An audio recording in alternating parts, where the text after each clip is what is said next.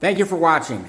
I wanted to create this video to help out other homeowners or anybody else that needs different ideas or suggestions on home improvements and helpful safety tips pertaining to attic safety and attic storage and just general communication.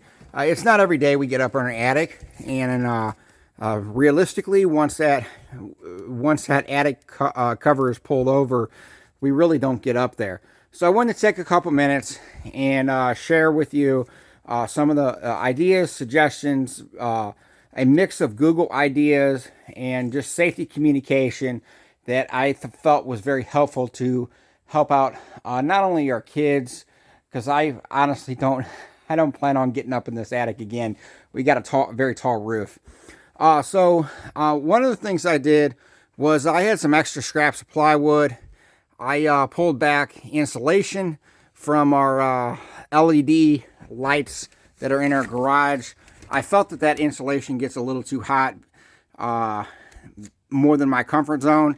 So I took a Sharpie marker and then made some notes with just some scrap plywood.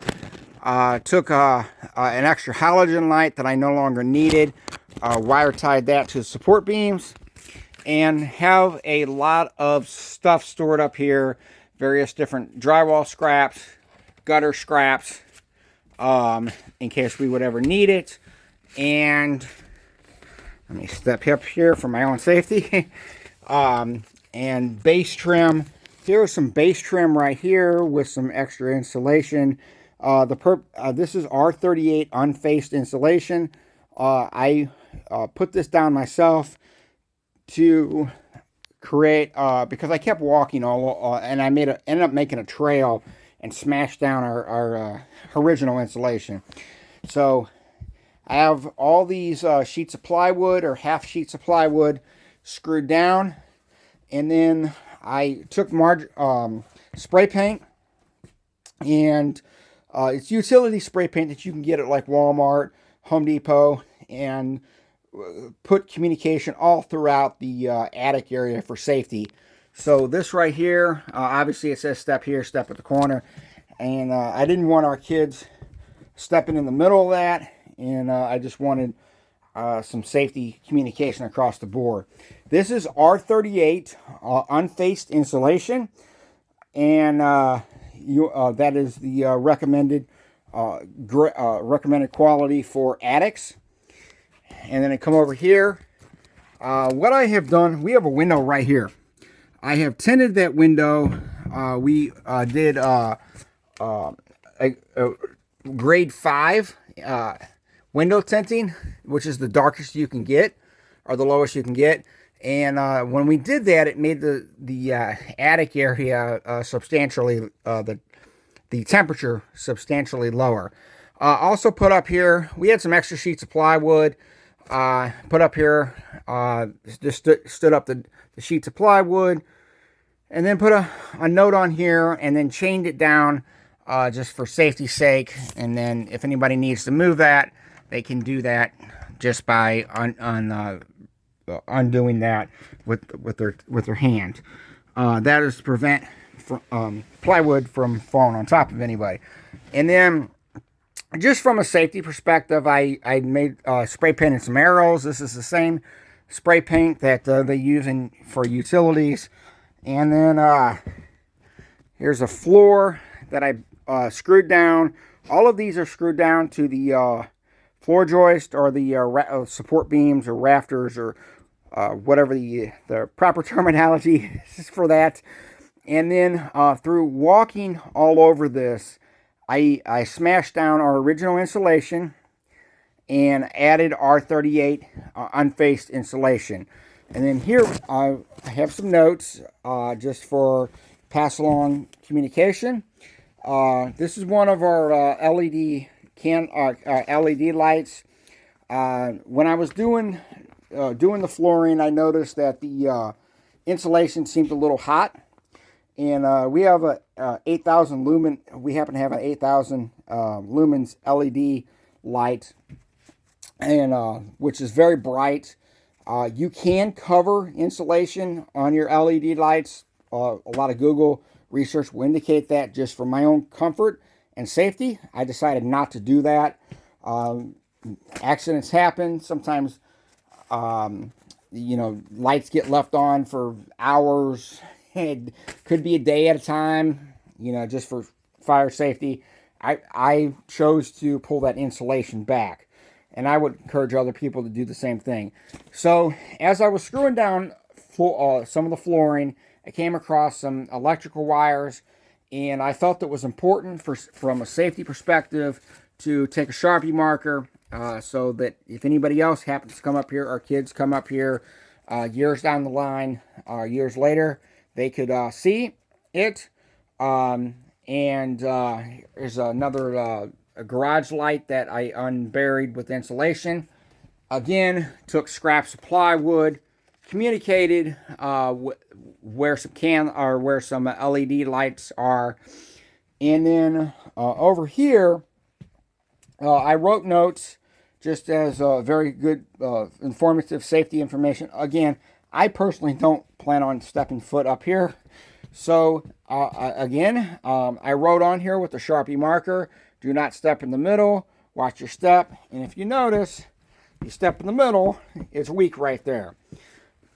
Just helpful communication for somebody that has never been up here before. And then I took scraps of plywood. Extra bad insulation was put down due to repeated walking back and forth and creating a trail walking through. And then here is what the walkway looks like. I ended up making a trail, smashing down the original attic insulation, and then I added R38 unfaced insulation. So I'm walking very carefully. I am stepping, making sure I am stepping on the support or the 2x4s going across, and the support beams that are essentially holding up the drywall. Just as a safety reminder, if you step on drywall, there's a good chance you might crack the drywall underneath, and you could potentially fall through. So from a safety perspective, always try to step on these support beams going across. And I am taking my time here. And then I have this here to help out other people. So what we originally ran into a few years ago was there was some this is our exhaust to our stove, our range. And there was some panic because we felt our roof was leaking. It was not leaking. What occurred was the exhaust needed insulation. I ended up doing a lot of research, Googling this and that, and the safest preferred way to do that is to take this Smart Shield. You can buy this off Amazon. I end up paying about $48 for it. And if it helps out other people, it is a Smart Shield 24 inches by 25 foot form core reflective roll, an R8. And then if you do that, you want to make sure that you use the correct tape to do that, to seal that. And that tape is, I've got my notes here, it's aluminum foil tape. You want to make sure that is correctly sealed, and it's heat resistant for safety perspective.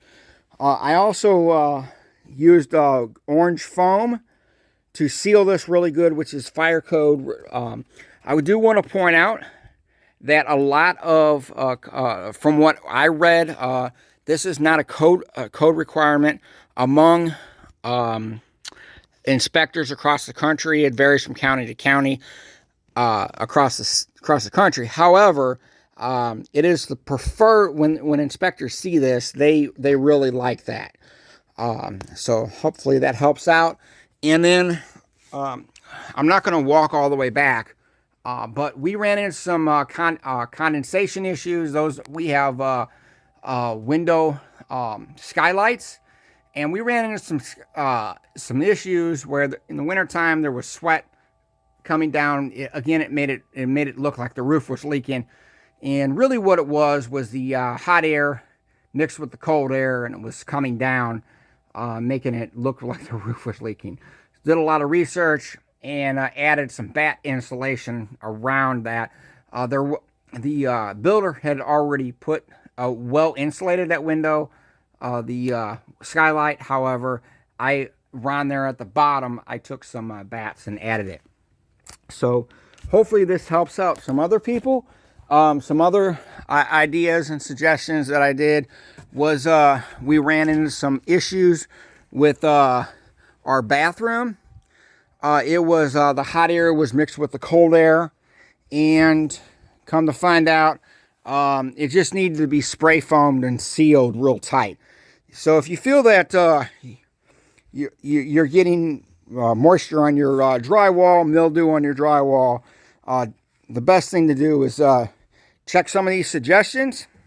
I'm going to walk very carefully. I've got my eyes on these support beams and rafters and 2x4s. I wanted to hopefully all these ideas and suggestions help out other people. The big thing is communication. Assume that the next person does not know from a safety perspective. And these are some just very good ideas that I had Googled, and I mixed it all to help out other people in one video. All right. Thank you for watching. And remember, keep your safety first. Thank you. Bye.